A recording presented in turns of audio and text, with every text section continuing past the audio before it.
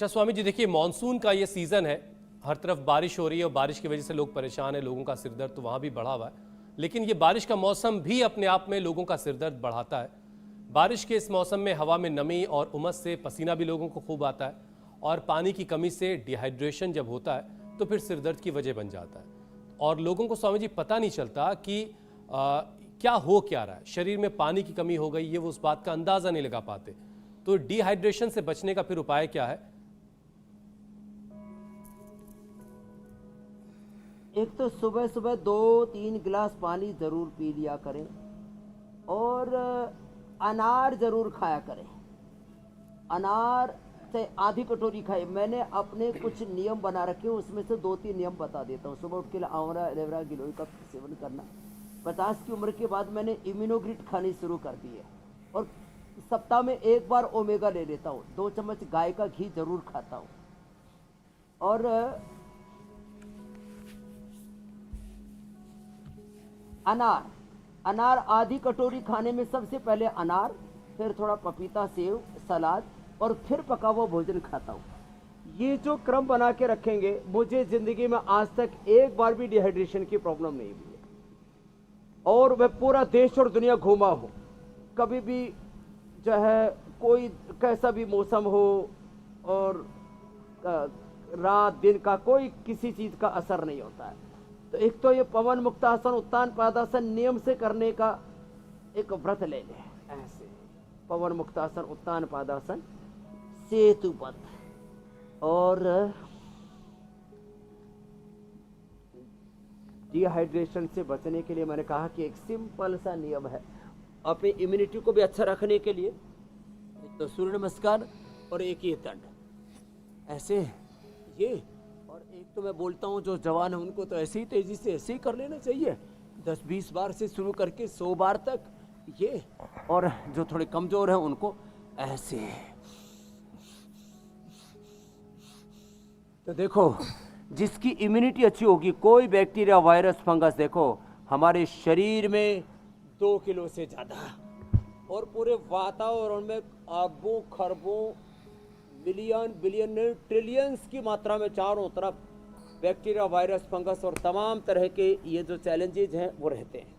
लेकिन जो योग करता है उसके ऊपर कोई बैक्टीरिया, वायरस, फंगस असर नहीं करता। योग और जो यज्ञ चल रहा है इधर दाहिनी तरफ, ये एयर स्टेरिलाइजेशन का भी काम करता है। सब प्रकार के बैक्टीरिया, वायरस, फंगस, सभी प्रकार के अलग अलग पैथोजन सबसे बचाने का काम करता है। तो योगमय, यज्ञमय हमारी सनातन जो संस्कृति थी, सा प्रथमा संस्कृति विश्ववारा, प्रकृति ही हमारी संस्कृति थी। तो हम ये जो पंच महाभूत हैं, पृथ्वी, अग्नि, वायु, जल, आकाश, इनके संग रहा करते थे। और अब देखो इतनी धूप है, अब कई दिनों से तो यहाँ भी भयंकर बरसात ने इतनी तबाही मचाई थी, उसका मंजर कहीं कहीं अभी भी देखने को मिलता है तो दिल दहल जाता है।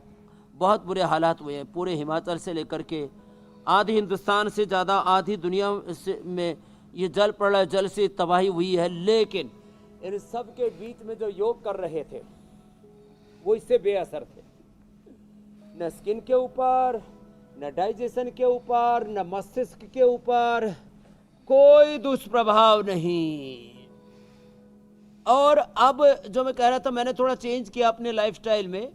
आंवला, एलोवेरा, गिलोय के साथ अनार और एक इम्यूनोग्रिट, ये जो दाईं तरफ भी रखी हुई इम्यूनोग्रिट और इम्यूनोग्रिट गोल्ड, और एक गोली सप्ताह में 5 दिन तो ले लेता हूँ, कभी मेमोरी ग्रिट और कभी मेधावटी।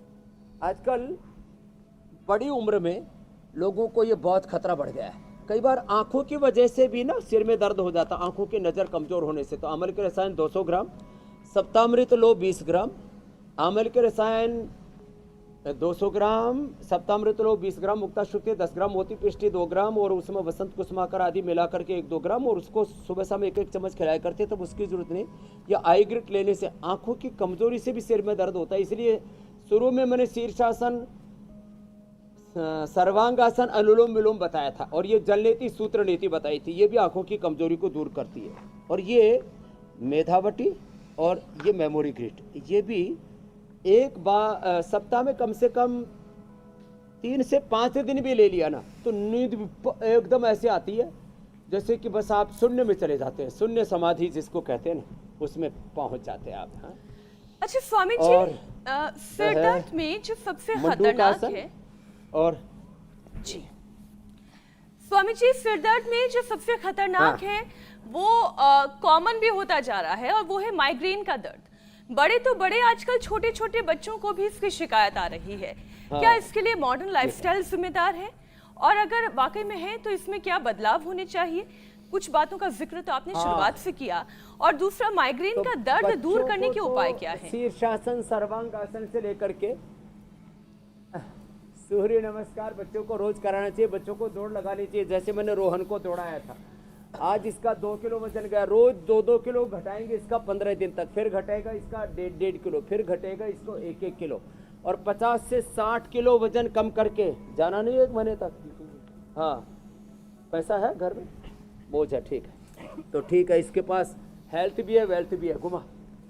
तो बच्चों को फिर जो है ये अभ्यास बड़े अच्छे लगते हैं, बैठे बैठे स्थित कोणासन, चक्रियासन, और बच्चों को तो आप तो यही करो। और मैं कर रहा हूँ सूर्य नमस्कार, बच्चों को तो सूर्य नमस्कार भी कराना चाहिए। प्रणाम आसन, ऊर्ध्वहस्तासन, पाद हस्तासन, दक्षिणस्थ संचालनासन, पर्वतासन, साष्टांगासन, भुजंगासन, पर्वतासन, वापस फिर वामस्थ संचालनासन, पाद हस्तासन, ऊर्ध्वहस्तासन, प्रणामासन। बच्चों को बादाम, अखरोट पीस करके दूध में पिलाना चाहिए।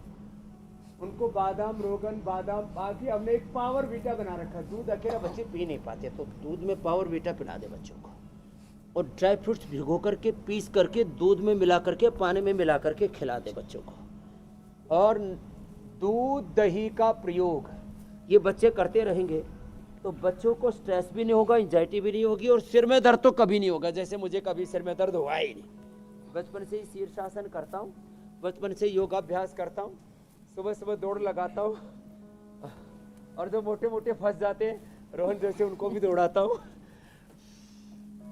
और फिर बच्चों को सूर्य नमस्कार, बच्चों को बचपन से ही दौड़ लगाना। अब लेट जाओ, उधर पैर करो, और क्या क्या करने हैं, 3 अभ्यास है ना। हाँ, लेट से सीधा लेट, और एक एक पैर को ऊपर उठा, नीचे लेके आ, कोई दिक्कत नहीं, कर। ये मेहनती तो है। अच्छा स्वामी बढ़ाने जी, में भी खूब मेहनत की। अब घटाने में दाल बाटी चूरमा घोड़ू खायो, राजस्थान में कठा से आयो, प्रतापगढ़ को छोड़ो। हाँ, करो। इंडिया टीवी हर वक्त हर जगह डाउनलोड करने के लिए सर्च करें India TV news Google play store या ऐप स्टोर पर।